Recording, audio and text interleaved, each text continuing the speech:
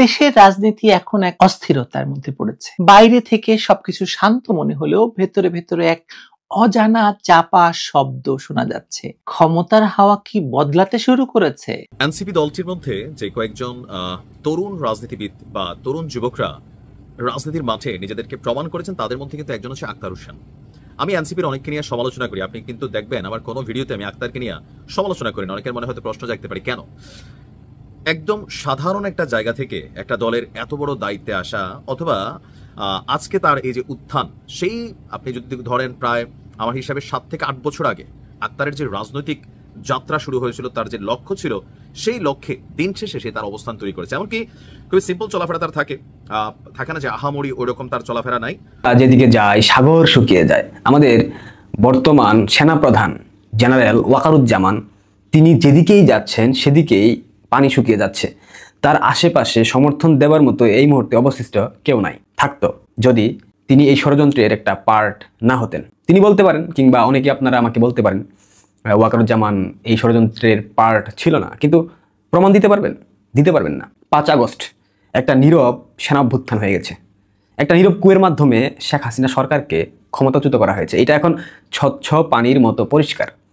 4 August সেনাবাহিনী পুলিশের উপর মিরপুরে গুলি চালিয়েছিল। সেদিনই বোঝা গিয়েছিল ঘটনা কোন দিকে যাচ্ছে।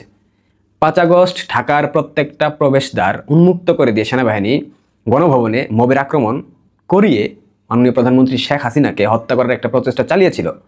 সেটা প্রমাণিত হয়েছে যখন শেখ হাসিনা দেশ থেকে চলে যান। এরপর ক্যান্টনমেন্ট সহ বাংলাদেশের বিভিন্ন স্থানে সেনাবাহিনীর খোদ সদস্যরা বঙ্গবন্ধু শেখ মুজিবের ভাস্কর্য শাবল কুদাল দিয়ে ভেঙে ফেলেছিল। নতুন একটি নিউজে আপনাদের স্বাগতম। পিনাকির জন্য অবশেষে একটি খারাপ সংবাদ সামনে এলো এবং পিনাকির 12টা বাজিয়ে দিতে চলেছে বাংলাদেশের সাবেক প্রধানমন্ত্রী শেখ হাসিনা। পিনাকি ভট্টাচার্য কি বলছে এবং তার কথায় মানুষ অনেক কিছুই বিশ্বাস করছে, কিন্তু তিনি সবথেকে বড় একটি বাটপার এবং দেশের বিরুদ্ধে মানুষকে লেলিয়ে দেওয়ার মতো বিভিন্ন রকম প্রসঙ্গে কথা বলতে থাকে।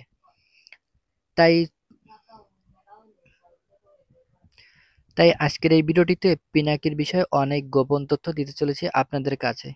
তাই যারা ভিডিওটি অন করেছেন তাদেরকে বলবো সম্পূর্ণ নিউজটি দেখার অনুরোধ রইল। এবং পিনাকি যে এত বড় একটি বাটপার এবং তার কথাবার্তা শুনলেই বোঝা যায় খুব ভালোভাবে। এই বিষয়ে হতে চলছে আজকের ভিডিওটি। দর্শক, তাহলে চলুন ধারাবাহিকভাবে সম্পূর্ণ নিউজটি দেখে আসা যাক।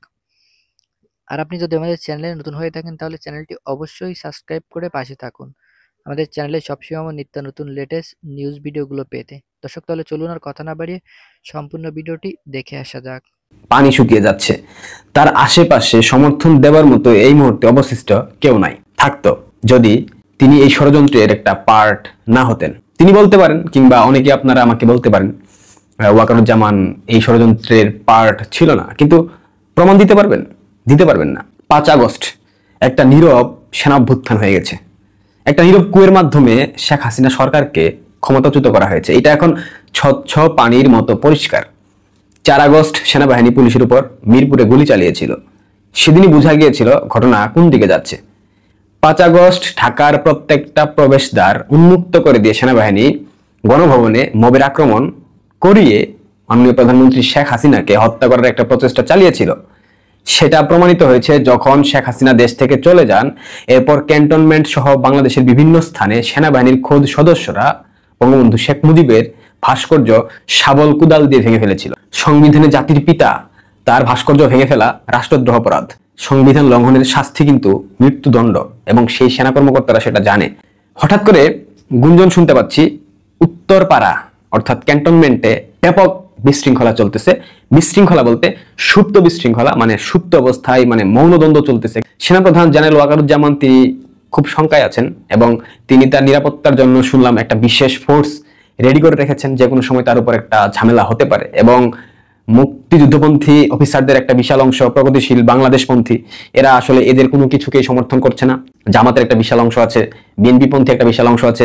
এই অংশগুলোর মধ্যে একটা জগা খিচুড়ি পরিস্থিতি এই মুহূর্তে ঘটছে। আপনারা নিশ্চয়ই জানেন সেনাবাহিনীর প্রায় 2 ডজন কর্মকর্তাকে নিয়ে একটা গ্রেফতারি পরোয়ানা জারি করা হয়েছে। তাদের বিরুদ্ধে মামলা হয়েছে, একাধিক পত্রিকাতে এটা এসেছে। এই মামলার কারণ বিগত সরকারের সময়ে খুন গুমে সহায়তা করা, আয়নাঘরের কথা এখানে বলা হয়েছে। আলটিমেটলি সেনাবাহিনীর এই অফিসাররা যদি গ্রেফতার হয় যদি ফেঁসে যায়, যদি স্বীকারোক্তি দেয়, তো তারা কি জানে না 5 আগস্ট কারা ঘটিয়েছিল? তারা কি জানে না 5 আগস্ট কি হয়েছিল? জাতিসংঘের মিশনের লোভে একটা দেশের সেনাবাহিনী, যারা কিনা 2 বেলা ডাল ভাত খাইতো, সবজি খাইতো, তাদেরকে মাছ মাংস তুলে দিয়েছিল শেখ হাসিনা।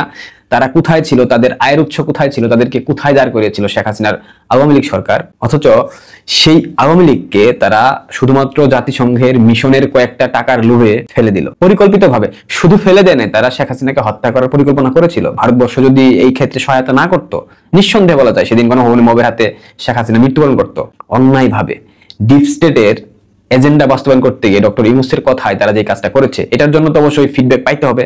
এবং এখানকার সব থেকে বড় ভূমিকায় ছিলেন জেনারেল ওয়াকারুজ্জামান। তো ওয়াকার সাহেবের স্বাভাবিকভাবেই তার উপর প্রেশার আসবে। দেখেন, একটা কথা বারবার বলেছি, সেনাবাহিনীকে পরিকল্পিতভাবে ধ্বংস করার একটা ষড়যন্ত্র চলতেছে 5 আগস্টের পর থেকে। পুলিশকে অলরেডি মেরুদণ্ডহীন বানিয়ে ফেলা হয়েছে। কিশোরগঞ্জের এক থানার ওসি স্বয়ং নিজে বলতেছে যে অন্য কোনো পেশায় যোগ দেওয়ার জন্য তিনি পেশা খুঁজতেছেন, তিনি আর পুলিশে চাকরি করতে চান না। কারণ সর্বত্র প্রত্যেকটা শ্রেণীর মানুষ এখন পুলিশের উপর হামলা করে। আজ তাদেরই গলায় কেন কাঁপুনি? তারা কয়েক মাস আগেও আমরাই নতুন বাংলাদেশ বলে স্লোগান দিচ্ছিলেন, আর এখন বলছেন ভুল হয়েছে। এনসিপির আহ্বায়ক হঠাৎ ঘোষণা দিচ্ছেন অর্ধেক উপদেষ্টা তাদের বিশ্বাস করে ভুল করেছি, এমনকি প্রধান উপদেষ্টাকে বিশ্বাস করে নাকি ভুল করেছে। অন্যদিকে কেউ কেউ বলছেন ডক্টর ইউনূসকে বিশ্বাস করাটাই ছিল আমাদের সবচেয়ে বড় ভুল। সার্জিস নামের একজন অর্বাচিন্ত স্পষ্ট করে জানিয়ে দিয়েছে যে মৃত্যু ছাড়া কারো নাকি সেফ এক্সিটও নাই। কোথায় সেফ এক্সিট নিবে? পৃথিবীতে সেফ এক্সিট নেওয়ার একটাই জায়গা, সেটা হচ্ছে মৃত্যু। এর চেয়ে তো আর সেফ এক্সিট, এছাড়া কোনো সেফ এক্সিট নাই। আপনি পৃথিবীর যেই প্রান্তে চান সেখানেই বাংলাদেশের মানুষ আপনাকে ধরবে। এই কথাগুলো শুনে অনেকেই ভেবে বসছেন যে হয়তো তাদের বিবেক জেগে উঠেছে, কিন্তু এটা কোনো আত্মসমালোচনা তো নয়, মনে হচ্ছে না। এটা পুরনো নাটকের মতো নতুন দৃশ্য হচ্ছে। যুদ্ধক্ষেত্রে মৃতদেহের পাশে মৃতের ভান করে পড়ে থাকা সৈনিকের মতো, যাতে প্রতিপক্ষ ভাবে ওরা শেষ, তারপর সুযোগ বুঝে পেছন থেকে গুলি করা যায়। মানে এরকম একটা ভাব চলছে এনসিপির কর্মকাণ্ডে। এই ভুল করেছি নাটক আসলে ভয়ের মুখোশ, কারণ তারা বুঝে গেছে তাদের সময় ফুরিয়ে আসছে। আন্তর্জাতিক মঞ্চে একের পর এক খবর বেরোচ্ছে ইউনূসের সরকারের বিরুদ্ধে, অভিযোগ জমে পাহাড় হচ্ছে।